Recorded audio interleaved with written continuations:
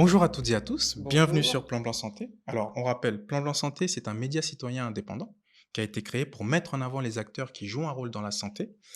Et aujourd'hui, on va parler de la santé, plus précisément au niveau de la collectivité. J'ai l'honneur d'être avec Monsieur Baudet et Madame Valero. Bonjour. Bonjour, comment allez-vous? Pleine forme. Très bien, Pleine forme? Niveau santé, on est au top. très bien. Bon, c'est bon, bah, c'est parfait. Monsieur Baudet, je vais commencer par vous. Vous êtes maire de Évry et de Courcouronnes. Euh, Est-ce que vous pouvez nous raconter le lien que vous avez entre ces deux villes? Écoutez, il est assez filial, viscéral, ancien. D'accord, Je suis arrivé dans le quartier des Pyramides en 1975. d'accord. Donc ça va bientôt faire 51 ans. Jeune enfant, parce que j'avais 3 ans. Mon père était alors le premier directeur de la maison de Mhm, quartier du Parc aux Lièvres, d'accord. qui n'existe plus puisque elle vient d'être détruite et reconstruite ailleurs. J'ai habité ensuite quelques années, c'est le parcours résidentiel de la ville nouvelle tel qu'il avait été voulu par les aménageurs à Lys. Mes parents ont divorcé et donc famille monoparentale, retour dans un quartier populaire avec ma mère. Et j'ai ensuite donc grandi et passé mon adolescence dans le quartier du Canal. Donc j'ai été évrien avant d'être courcouronnais. D'accord, Et donc finalement, il y a dans ce parcours un peu particulier qui fait que je suis un des rares maires de France à avoir été maire de deux villes différentes en d'accord. réalité, il y a une forme de logique Mhm. finalement à redevenir Évry-Courcouronais, ayant arpenté les deux villes, en disant d'ailleurs assez régulièrement que j'ai pas forcément grandi à Évry-Courcouronnes, mais j'ai grandi en Ah oui. même temps qu'Évry-Courcouronnes, Ah oui, puisque nous sommes une ville nouvelle et que donc j'ai vu les quartiers se construire les uns après les autres. d'accord. Et Madame Valero? Alors moi, c'est très drôle parce que je suis arrivée à Évry en 1972, c'est-à-dire quand Stéphane Baudet est né. Mais moi, je suis arrivée, donc je suis toujours restée du côté évrien. T'es beaucoup moins jeune en fait. Oui, c'est ça, on a 15 ans d'écart en fait. Et non, je suis arrivée à Évry au Parc aux Lièvres, exactement le 1er février 72, vous voyez, donc ça fait juste 54 ans. Et j'ai fait du Parc aux Lièvres, du Parc de Petitbourg, du centre-ville à Jean-Rostand et des Épinettes. Et je suis toujours aux Épinettes. Donc voilà, Donc, très attachée à Évry, vous connaissez du coup la ville par cœur? par cœur. Ah oui, oui, vraiment. Je raconte souvent que quand je suis arrivée à Évry, il n'y avait pas l'Agora. Ah Ça oui. n'existait pas. 3 ans avant Donc quand même, vous hein. imaginez, pas Ah oui. l'Agora. Et je prends toujours le même exemple, il n'y avait pas le train en haut, c'est-à-dire en haut, au bras de Mhm. Ivry-Courcouronnes, il n'y avait pas de train en haut, mais il y avait que le train en bas. Et quand j'étais en médecine, il fallait évidemment descendre à la gare de Val-de-Seine pour aller prendre le train pour aller à Paris. Vous voyez, donc c'est quand même D'accord. une autre époque. Pour resituer, l'Agora, le centre commercial, inauguré en mars 75, 15, et la gare d'Évry-Courcouronnes telle qu'on la connaît, comme la gare du bras de fer Mhm. d'ailleurs, pareil. inaugurée le 13 décembre 1975. D'accord. Donc Voilà. quand Daniel est arrivé, la partie haute était à peine assez balbutiante. Donc on allait à pied en bas. Voilà. Ah oui. D'accord. Et je pense que c'est très important aujourd'hui d'avoir des élus qui connaissent bien la ville, euh, parce qu'il y a aussi cet enjeu de la santé de la population. Et pour bien prendre en charge une population, je pense que c'est très important de la connaître. Il y a certaines choses qu'on n'improvise pas. Et le fait que vous connaissiez bien la ville, ça démontre bah, que finalement, vous avez un lien, on va dire, avec ces deux villes. Et Monsieur Baudet, est-ce que lorsque vous avez pris vos fonctions d'élu, vous vous imaginez un jour, vous vous êtes dit qu'en prenant cette fonction, j'allais avoir un rôle dans la santé, euh, la santé de la population va être quelque chose dont il faut que je fasse attention. Et, et lorsque vous avez pris vos fonctions d'élu, est-ce que finalement, le fait d'avoir une population aussi large, euh, finalement, vous vous dites la santé, c'est quelque chose de très important. Si on est tout à fait honnête sur votre question, j'ai été élu maire de Courcouronnes, vous Mhm. l'avez évoqué, en 2001, très D'accord. longtemps. Et à cette époque-là, la question de la santé n'est absolument pas dans le scope des élections municipales D'accord. ou des équipes municipales. Il ne l'est pas parce que à l'époque, on foisonne de médecins, on les a.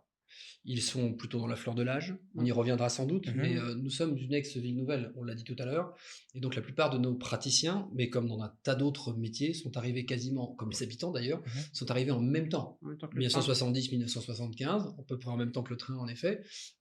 Et donc quand on est au début des années 2000, les médecins sont au milieu de leur carrière.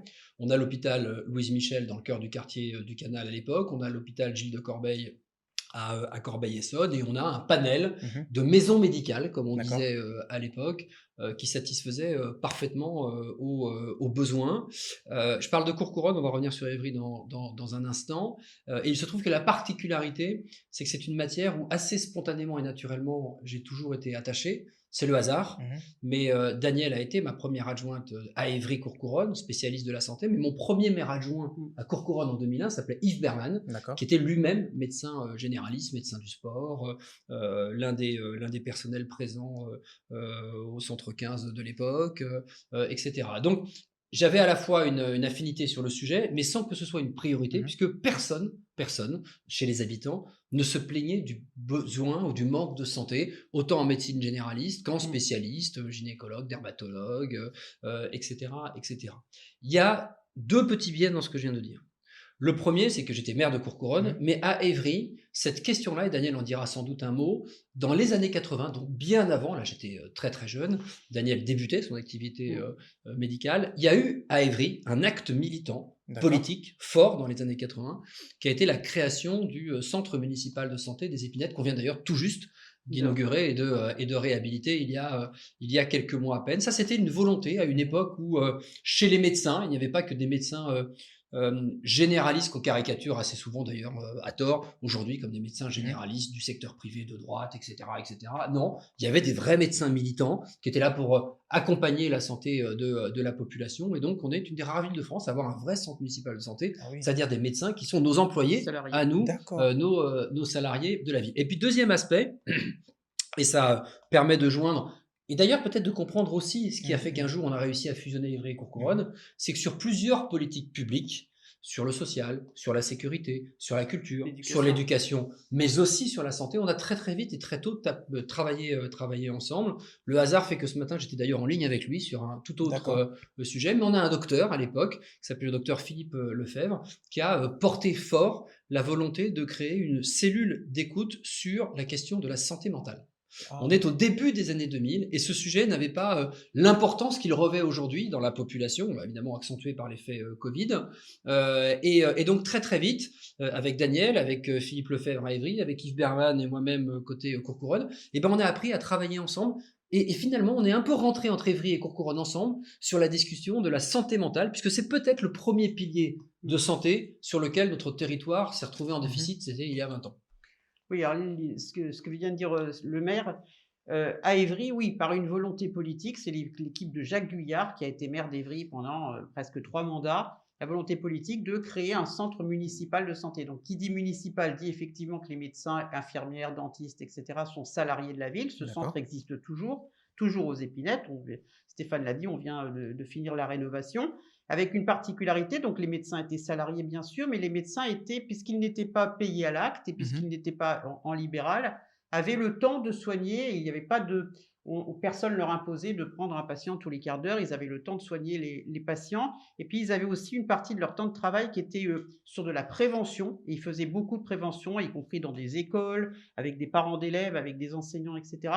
Et donc, c'était une autre façon de faire de la médecine. Mais c'était pas pour combler un vide, c'était pour apporter une autre façon de faire de la médecine et un autre mode d'exercice pour les praticiens qui étaient dans ce centre-là. Le centre, il a plus de 40 ans aujourd'hui. On a eu quelques difficultés avec des médecins qui sont partis. Et là, on est dans une autre époque maintenant où il y a moins de praticiens. Mais ça y est, on a de nouveau ce qu'il faut. Et de nouveau, les patients peuvent être soignés. Ils prennent encore des patients en médecin traitant. Et donc, voilà. C'est une autre Mais forme d'exercice, ça. cette initiative précurseuse à Évry au début des années 80, si je devais la projeter aujourd'hui, on la retrouve dans le parcours santé voulu dans les CPTS. C'est-à-dire que Ah. ce petit Mmh quelque mh. chose de ne pas se limiter et dans le temps et sur une généralisation, un généraliste ou une spécialisation, mais plutôt sur un parcours santé avec des médecins complémentaires les uns des autres, avec une capacité à faire réseau. C'est peut-être aussi ce qui nous permet d'abord de travailler très bien avec la CPTS Mmh. Centre-Essonne, avec Herman M. Mongo notamment, mais à avoir cette culture et du coup, puisqu'on va forcément y venir, Mmh. à avoir su se saisir du sujet santé, alors même qu'il n'est pas une compétence communale, quand on a senti que, pour revenir à ce que je disais tout à l'heure sur la question des ex-villes nouvelles, c'est-à-dire le basculement et le vieillissement d'un seul coup de quasiment tous nos médecins qui, sur une période de 10 ans, partent tous à la retraite en même temps, à un moment où vous venez évidemment dans une population qui est beaucoup plus grande qu'à l'origine, à un moment où vous payez le fait que le numerus clausus a été bloqué pendant très très longtemps, et ben vous vous retrouvez d'un seul coup en déficience de médecins. Et du coup, cette culture sur la santé mentale, cette culture sur le centre municipal de santé, nous a permis de très très facilement finalement commencer à travailler à d'autres modes de faire. Et c'est ainsi, on va y revenir sans doute, mais qu'on a créé des maisons de santé, même si le terme n'est pas complètement adapté, mais des MSP notamment. Je pense à celle Simone Veil dans le quartier du Canal. J'étais alors maire de Courcouronnes, qui est d'ailleurs un bon exemple de l'engagement d'une ville sur quelque chose qui n'est pas de sa compétence, puisque ce bâtiment de santé qui permet d'optimiser, de polariser différentes fonctions de santé à l'intérieur tout en réduisant les coûts de charge des médecins, parce que c'est quand même un peu ça le principe. C'est un bâtiment qui a par exemple coûté 2 500 000 euros à la ville, Ah oui. pour lequel nous n'avons eu que 600 000 euros de subvention. Et c'est pourtant la ville qui l'a porté, alors que ça n'est pas sa compétence. D'accord. Donc en fait, cette culture au fil des décennies nous a permis d'appréhender ce changement et du coup de rentrer dans cette compétence peut-être un petit peu plus facilement qu'ailleurs. Et alors, c'est pareil pour le centre municipal de santé. C'est donc pas une compétence des villes, c'est pas une compétence des agglomérations. Et pourtant, la ville d'Évry à l'époque, et elle continue encore avec la ville d'Évry-Courcouronnes, c'est elle qui effectivement salarie les médecins. Et donc, il y a souvent un déficit, on va dire un reste à payer, et c'est la ville qui le paye. Alors que c'est pas une de ses compétences. Alors, on pourrait faire le choix de dire la santé n'est pas une compétence, la ville ne va pas y mettre un seul euro. Mais en fait, non, c'est exactement l'inverse qui s'est passé. C'est peut-être pas une compétence, mais c'est un souci pour la population, c'est un souci pour les habitants. Et nous, les villes, on a décidé de s'en saisir. Mais en fait, on s'en est saisi, Évry et Courcouronnes, bien avant d'avoir fusionné. Stéphane l'a raconté, l'a dit avec la santé mentale, mais on a fait ensemble un contrat local de santé intercommunal, D'accord. alors qu'on n'était pas du tout fusionnés. Alors qu'on était même sur des partis politiques souvent qui étaient pas forcément complètement raccord, mais n'empêche que c'est un sujet qui était important pour nos habitants. Et puis on est questionné tout le temps sur les problèmes de santé, les problématiques de santé. Et donc on a fait le premier CLS intercommunal. Entre-temps, on en a fait d'autres parce que on a eu X générations de CLS et on en a encore signé CLS, contrat local de santé. Signé un il n'y a pas très très longtemps avec tous nos partenaires et tous nos signataires. On a quand même l'hôpital, l'éducation nationale, le conseil départemental, les CPTS, enfin c'est la CPAM et l'ARS bien sûr. Donc dans ce contrat local de santé, il a beaucoup changé évidemment entre le premier et puis et maintenant. Et dedans, on y met, parce que c'était peut-être une de vos questions après, on y met évidemment les problèmes d'offre de soins, mais on y met tout ce qui concerne la prévention, fiche action par fiche action, sur la santé des jeunes, sur la santé des seniors, sur la santé mentale, sur l'alimentation, sur le sport santé, sur l'urbanisme favorable à la santé, sur la transition écologique, sur la santé environnementale. Enfin, on pourra évidemment vous donner le contrat local de santé qui est quand même assez épais, mais qui reprend tout ce qu'on fait aussi en matière de prévention.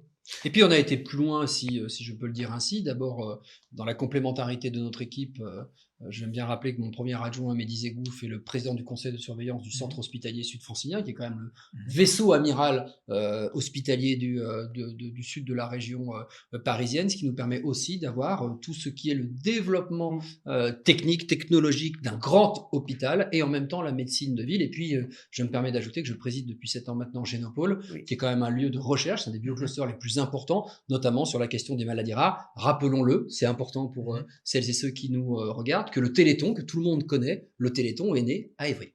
D'accord.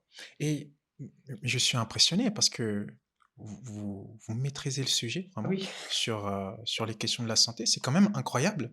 Et pour être tout à fait honnête avec vous, pour les jeunes en tout cas qui vous regardent, parfois on n'a pas l'impression que la mairie peut jouer un rôle dans la santé. Et oui, Madame Valero. Oui, pour compléter, c'est vraiment intéressant ce que vous dites. Alors, nous, on est les élus, mais ce qu'il faut savoir, c'est qu'à la mairie d'Évry-Courcouronnes, on a un service santé. Un service santé, encore une fois, pour une compétence qui n'est pas une compétence des villes, dans lequel il y a 25 personnes. Ah oui. Donc 25 personnes, attention, c'est un vrai service. On pourrait se dire, il y a eu des années, moi j'ai connu des années où c'était un peu compliqué dans le budget et mes collègues me disaient, mais Daniel, t'es sûr qu'on fait encore un peu, on met aussi de l'argent encore sur la santé, c'est pas une compétence des villes? Oui, on a quand même tenu bon, et oui, il faut le faire. Dans le service santé, il y a les personnes qui travaillent au centre municipal puisqu'ils sont salariés, il y a une chef de service, il y a une vieille, des postes qu'on appelle d'ateliers santé-ville qui sont liés à la politique de la ville, mais qui s'occupent beaucoup de prévention. Mmh. On a un chargé, alimentation et on a le sport santé et cetera. Donc toujours pour une compétence qui est pas à nous, on paye quand même la ville, elle paye quand même des salaires de ces agents qui, alors là, pour le coup, ceux-là sont à la fois dans le curatif, mais beaucoup dans la prévention.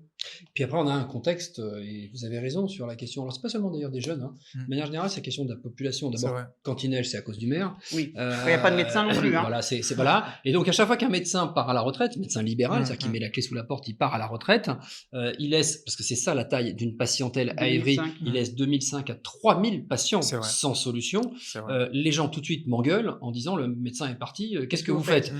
Sauf que c'est du médecin libéral et que ça n'est pas à moi de le remplacer, ça n'est Effectivement. pas, voilà. Il n'empêche qu'avec Mmh. nos maisons de santé, il n'empêche qu'avec notre centre municipal de santé, il n'empêche qu'avec le travail formidable qu'on fait avec Herman et toute son Mmh, mmh. équipe, Adelette et tous La ceux CPTS. que vous connaissez autour de la CPTS, on cherche à trouver des solutions nouvelles. On a les partenariats, j'ai évidemment évoqué le centre hospitalier Sud-Francilien, mais on a aussi deux cliniques et ou hôpitaux privés, le Mousseau et la clinique de l'Essonne, avec lesquels on entretient aussi des relations, alors qui peuvent être des Très, très relations fortes, ouais. partenariales parfois. Oui.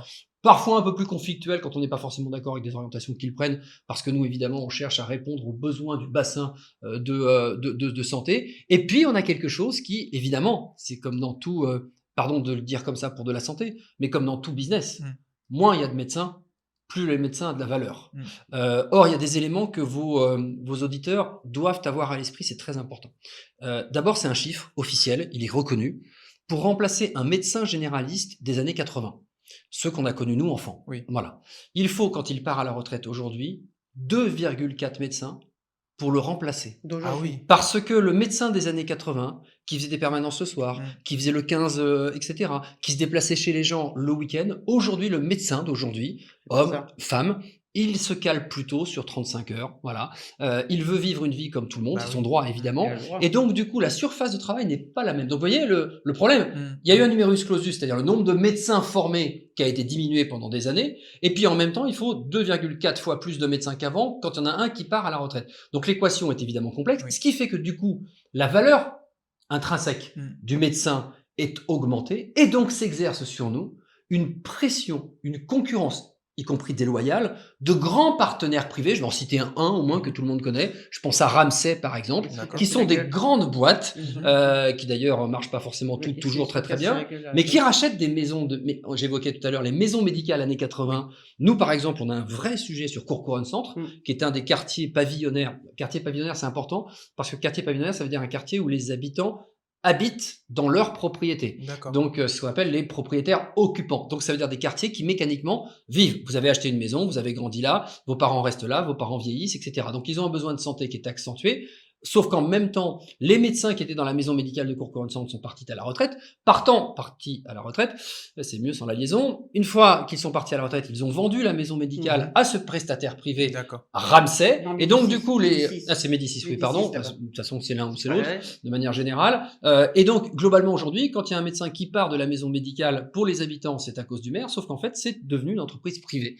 Et en fait, c'est toute la difficulté pour nous, donc, de continuer à répondre à la demande, de continuer à être attractif et d'avoir ces entreprises-là qui parfois nous piquent un médecin. Par exemple, notre médecin qui est dans nos services municipaux, Trois, ils ont fait. dans le centre municipal de santé, ben, il est fonctionnaire, il est Mm. sur la grille de la fonction publique, Mm. et donc il a un salaire qui est limité. Ben, quand un partenaire privé vient le voir pour lui dire, c'est 2500 balles de plus par mois, Bah, il s'en si va. vous venez bosser avec nous dans une clinique à 20 km d'ici, Oui. et il s'en va. Donc on est dans un environnement extrêmement Il y a beaucoup de concurrentiel, concurrence, ouais. et je pense que c'est important de réexpliquer et de faire comprendre tout ça, parce que c'est pas seulement parce qu'on se mobilise sur le sujet qu'on trouve toujours des solutions, même si, et d'ailleurs c'est le cas sur le centre médical de santé, on finit toujours par trouver à terme des solutions. Alors à coup d'argent, hein, il faut aller chercher un chasseur de tête, ça il coûte faut très aller, cher. voilà, mais c'est des sujets sur lesquels on lâche rien dans un environnement concurrentiel extrêmement difficile. Et ce qu'a dit le maire sur le temps de travail des médecins, effectivement, c'est plus du tout l'époque, le même temps de travail que les Mhm. médecins dont on a parlé, qu'on a connus.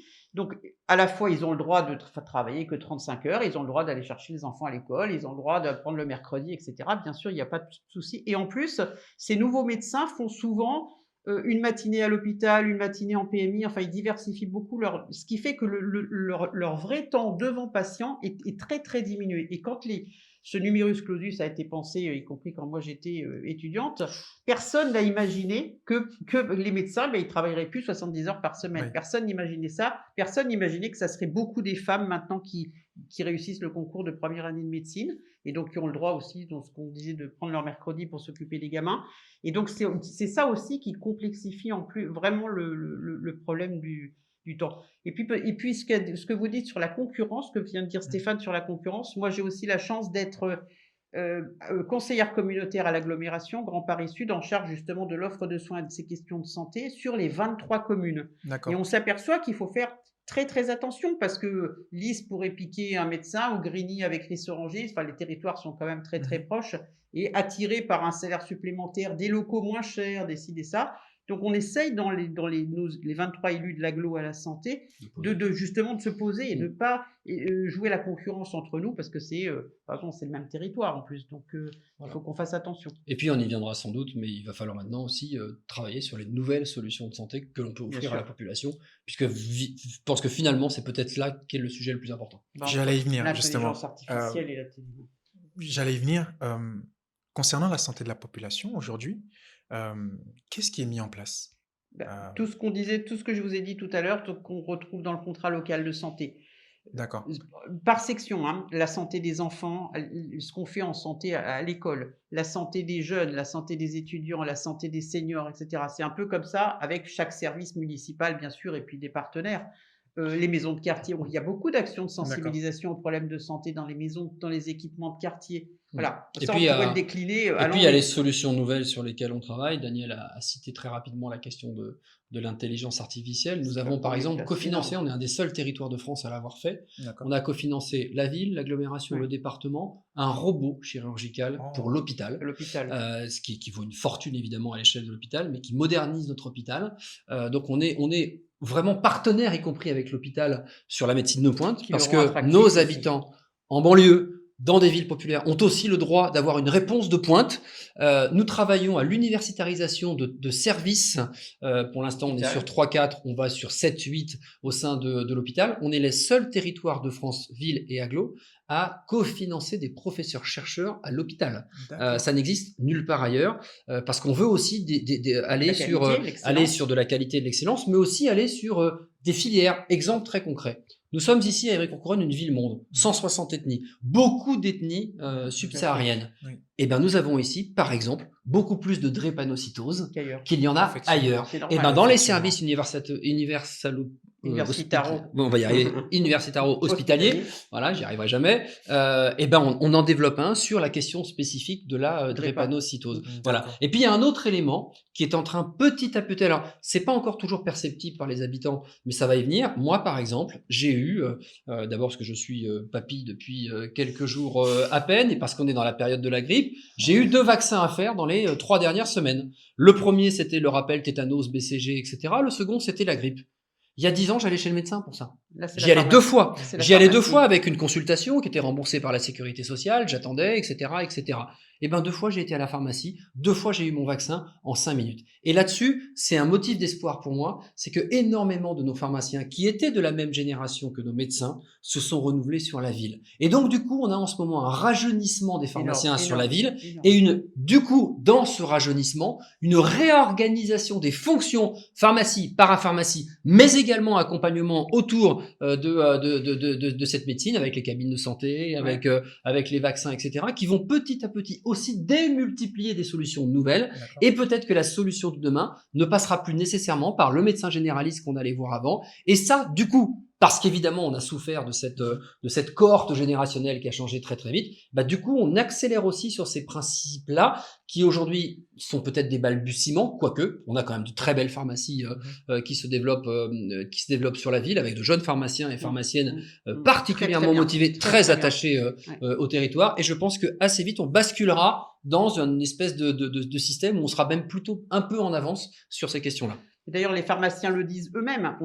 Stéphane a raison. On a un très beau maillage de pharmaciens avec beaucoup de jeunes qui viennent d'arriver, qui s'installent, qui sont très attachés au territoire. Mais en fait, les pharmaciens, c'est quand même les seuls qui sont ouverts du lundi matin au samedi soir, de 9h du matin à 20h quasiment. Hein. Donc, c'est eux, finalement, parce qu'on manque de médecins, parce que Mmh. c'est pas facile d'avoir rendez-vous chez le médecin, etc. C'est eux qui sont la porte d'entrée de de tous les problèmes. Les gens viennent les voir en disant j'ai ça, j'ai ça, j'ai ça. Et maintenant, par délégation, on appelle ça la délégation de tâches, les pharmaciens, effectivement, vaccinent, mais pas que, peuvent délivrer sur certaines pathologies, peuvent délivrer des médicaments comme ça. Donc, il faut absolument que dans cette Il ville, faut ailleurs, s'adapter. il faut s'adapter, il faut qu'on s'appuie sur eux. Et du coup, quand on a des pharmaciens qui nous disent je voudrais m'agrandir parce que justement je veux développer de la télémédecine, etc., le rôle de la ville, c'est aussi de les aider à trouver un local plus grand. Voilà. Ce qu'on Alors, essaye de faire on d'ailleurs aux essaye. Honnêtes en essayant de développer une grande maison de santé avec des Exactement. praticiens C'est de ça. la ville. Et puis il y a le travail qu'on continue évidemment, je l'ai cité déjà à 2 reprises, ça fera 3 avec la CPTS, puisque si je prends par exemple Herman Pyramide. sur la pyramide avec Curie, où il a 3 centres aujourd'hui, on va en ouvrir un 4e dans un bâtiment qui est en train de pousser pour continuer à pousser les murs et à étendre. Et si on réussit, notamment à travers cette maison de santé, de trouver des médecins, des praticiens, des complémentarités, c'est aussi parce qu'à travers les CPTS, Herman M. Mongo est le président de la CPTS Centre-Essonne, mais il y a 13 CPTS en Essonne, on arrive à créer du réseau, à faire système, à s'échanger les bonnes pratiques, à travailler ensemble, et du coup ça développe aussi très positivement le territoire. Et donc je pense que c'est aussi important parce que toutes ces évolutions-là dans la pratique de la médecine, dans la façon dont on va dire aux habitants qu'il va aussi peut-être falloir fonctionner différemment, que la solution qui était le médecin généraliste hier, qui est aujourd'hui assez souvent, autant d'ailleurs en pédiatrie qu'en normal, d'aller aux urgences de l'hôpital, qui ne peut pas être le lieu de la bobologie, se dire que les pharmaciens viennent créer une étape de plus, que la CPTS ouvre des maisons qui permettent de répondre, etc. C'est les solutions du futur. Et de ce point de vue-là, très clairement, même si pour les habitants c'est parfois pénible, parce qu'encore une fois, d'un seul coup, 2500 patients qui n'ont plus de médecin, c'est dur, mine de rien, dans cette ville, il y a des solutions qui sont en train de se mettre en œuvre. Et tout ça, c'est attractif pour d'autres personnes qui voudraient venir, parce que plus le territoire est dynamique en fait et travaille sur un sujet comme la santé, ce que vient de dire Stéphane, les pharmacies, la CPTS, des maisons de santé qui sont dynamiques avec du monde, mais ça attire aussi des nouveaux. Parce Effectivement. que alors qu'un territoire qui bouge pas, qui fait pas grand chose, ça va pas attirer. Là, il y a un réseau, il y a une ville, il y a une agglomération, il y a des gens qui ont pris ce sujet vraiment au sérieux, parce que c'est vraiment Ça fait très système. sérieux. Ça Voilà, fait ça fait- système. Je cherchais le mot. Monsieur Baudet, Madame Valero, on va terminer l'interview. Déjà? Oui, parce que Déjà. nous, on peut rester très longtemps. Hein. Effectivement, Vous avez vu ça, effectivement, on peut continuer effectivement. toute la soirée. Est-ce que vous avez un dernier message à faire passer aux jeunes adultes, aux personnes âgées, concernant les questions de la santé, mais j'aimerais aussi appuyer le fait que l'aspect social joue aussi un rôle important. Quel message vous avez à transmettre à la population d'Évry et de Courcouronnes? D'abord, le premier, mais je crois qu'on vient de le dire pendant, je sais pas, regardez, 25 minutes, une demi-heure. Mais le premier, c'est que ça n'est pas notre compétence et pourtant on est On fait engagé. beaucoup. C'est vrai. Et peut-être qu'il faut garder espoir. On sait que sur certaines spécialités, c'est très très dur. On sait qu'il y a des temps d'attente incroyables. Sur la dermato, Il y en a plus. par exemple, il y a des spécialités comme ça sur lesquelles c'est devenu très difficile, y compris dans les cliniques privées. Mais comme vous le voyez, on est à l'œuvre. Après, on C'est n'est vrai. pas, je le dis souvent aux habitants, on n'est pas des magiciens, on n'est pas Harry Potter. Il y a des promesses en l'air de plein de gens qui feraient évidemment tous bien mieux et bien plus vite que nous, sauf que ça n'est pas la réalité factuelle. Nous sommes en Île-de-France, le premier désert médical de France. Voilà, l'Île-de-France, le rapport médecin-habitant est le plus défavorable de France. Et dans ce contexte-là, nous on se bat avec les moyens qui sont les nôtres, les moyens des collectivités qui par ailleurs sont quand même en baisse régulière. Donc il faut trouver des nouvelles solutions, aller plus loin que ses propres compétences, mais avec moins d'argent. Autant vous dire que l'équation est assez voilà. Mais on y arrive petit à petit. Là cette semaine, encore des médecins qui sont arrivés. Donc le combat produit des résultats. Et donc il faut garder espoir, il faut continuer à se battre. On a, si je devais citer cet exemple-là, on doit sauver la pharmacie de Torigny, parce que vous savez que le centre commercial de Torigny a brûlé il y a un peu plus d'un an. La ville passera au prochain conseil municipal l'acquisition d'un local commercial pour permettre aux pharmaciens de se réinstaller tout de suite sur le quartier. Donc on essaye de trouver des solutions aux problématiques qui se posent à nous, et je vais le dire avec beaucoup d'humilité, je crois que sur ce sujet-là, non seulement on fait au mieux, mais en plus je pense pouvoir dire qu'on est exemplaire. Très bien. Merci beaucoup, Madame Valero. Mais tout à fait évidemment d'accord avec Stéphane. Oui, c'est pas il faut pas promettre la lune, hein, aux gens. Il faut pas Mmh. leur dire: «On va vous trouver des médecins». Voilà, non, ça marche pas comme ça. En plus, il y a une Mmh. pénurie qui est réelle, donc on peut pas, lutter contre ça, mais passe par notre dynamisme, ce que je disais tout à l'heure, hein, par le dynamisme de la ville, par, le travail partenarial, hein, avec l'ARS, avec la CPTS, avec les médecins d'ici, le service et cetera. On arrive quand même, moi je suis assez contente, hein, au bout de, 6 ans, au bout de ce mandat-là, de réussir, voilà, le centre de santé a été réhabilité, on a retrouvé des nouveaux médecins. Il y a quand même eu Je suis assez contente, moi qui finis mes mandats d'élu, Mmh. de finir, sur cette note-là. Voilà. D'ailleurs, bouclons la boucle, puisque nous sommes en fin de mandat, c'est un Mmh secret mh. pour personne. J'aimerais rappeler quand même que nous avons démarré ce mandat au bout de 3 jours par le Covid. premier confinement, C'est vrai. et qu'Évry-Courcouronnes a été la première ville de l'Essonne, Oh à la fois en matière de détection, en matière de centres de vaccin. vaccination, en matière de Mmh mh. distribution, de masques, pardon, on a été à la pointe et on a bien démontré à ce moment-là que sans les collectivités pendant la crise sanitaire, sans les mairies alors que ça n'était pas leur compétence, alors on aurait vécu une C'est véritable, vrai. catastrophe. Mmh. Ça montre qu'on sait être au rendez-vous, qu'on sait répondre présent quand il y a besoin et évidemment on continuera sur, sur ce rythme-là. Très bien. Monsieur Merci à vous. Baudet, madame Valero, Merci je suis beaucoup. très content, de vous avoir, interviewé. Bien Merci merci. beaucoup pour tout ce que vous faites pour la ville et je vous dis à très vite. À très vite. Merci. À Merci. bientôt.